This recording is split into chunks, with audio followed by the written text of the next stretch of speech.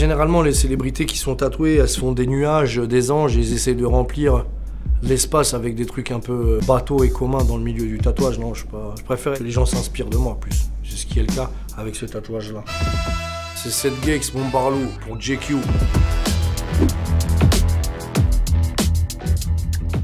Aujourd'hui, quand on me regarde trop longtemps, je me dis pourquoi on me regarde comme si j'avais des gribouillages sur le visage, et ça me fait rire. Beaucoup sont liés à ma musique. Dans chacun de mes morceaux, j'ai mis une partie de moi.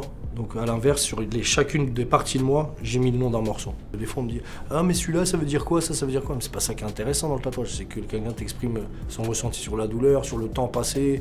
Moi, c'est comme ça que je continue à exprimer mon art sur moi. J'aime bien me mettre en marge. Moi, je me mets au pied du mur, comme ça, c'est sûr que je peux pas reprendre des activités que tu peux pas faire parce que t'es tatoué. Je m'exclus. Mais c'est rien, je vois plus ça comme une scarification, plus que la recherche de l'esthétisme, tu vois. Je fais ça comme une séance de flagellation un petit peu. Des fois, je fais du mal à ma femme. Des fois, j'ai fait des erreurs, j'ai fait du mal aux gens. Et j'aime bien me faire tatouer. C'est comme si j'allais me faire punir. D'une part, parce que ça me fait m'exclure de la société. Et aussi la douleur, tu sais. C'est comme si je demandais à ce qu'on me fasse du mal. Donc je me dis, allez, j'ai fait du mal, c'est à moi d'aller souffrir un peu. Et je fais ma rédemption de moi-même à travers un tatouage. Il y a différentes étapes dans la douleur avec un tatouage. La première heure, tu découvres la douleur. Donc ton corps ne comprend pas ce qui se passe, pourquoi tu le brutalises. La deuxième heure, tu sécrètes quelque chose qui fait que ça t'anesthésie ton corps. C'est au bout de la troisième heure que tout se réveille. Mais les tatouages de moins de 3 heures, généralement, sont supportables. J'ai l'impression de faire du Jean-Claude Van Damme. La peau c'est dur. La peau, ça se coupe. C'est sûr que nous, quand on a des petits jeunes qui viennent nous voir, dans mon salon de tatouage que j'ai à Pontoise, et qui disent « Ouais, on veut se faire tatouer les mains ou le visage », on les conseille. On dit « Attends, il y a des autres places pour commencer dans le tatou. » Non, non. Donc on est là pour recadrer, et même des fois, quand le truc il est un peu bidon, naze, on essaie de l'aiguiller vers des trucs un petit peu plus... amener une patte qu'il aurait peut-être pas trouvé, tu vois. J'ai fait un flingue à la ceinture, ici. Bon, il est entier. C'est le premier que j'ai fait. Je l'ai fait au Mexique. C'était en 2007.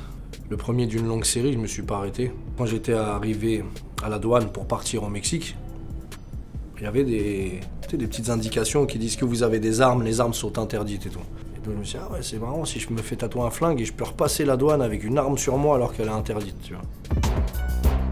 Non, le plus que j'ai, c'est le pubis. Je me suis fait tatouer le logo Mustang. Pour illustrer, parce que j'aime la Mustang, c'est ma voiture préférée. Donc un cheval au galop au-dessus de la queue. Pour illustrer tête de roue mince, geek de poulain. C'est plutôt rigolo. Mais ça douille. Là, j'ai eu mal. J'ai un peu freiné les tatouages là. Plus j'en fais, plus je deviens douillet. Je supporte plus, je veux que ça aille vite. Là, il me reste que des zones qui font les plus mal. Les côtes. J'ai envie de me faire villa. Me tatouer villa. Bon, c'est petit, ça va aller vite. Mais j'ai une villa sur la côte. J'aimerais bien laisser, là, dans les temps qui courent, un crayon à une de mes gamines, de me faire un dessin, genre, tu sais, papa, je t'aime, un cœur, et de le faire tatouer, tu vois.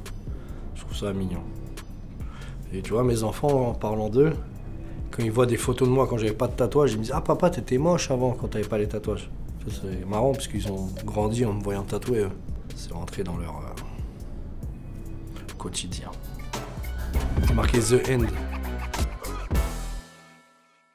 C'est bien quand ton pote il pue de la gueule, tu peux lui mettre la main dessus et... Voilà.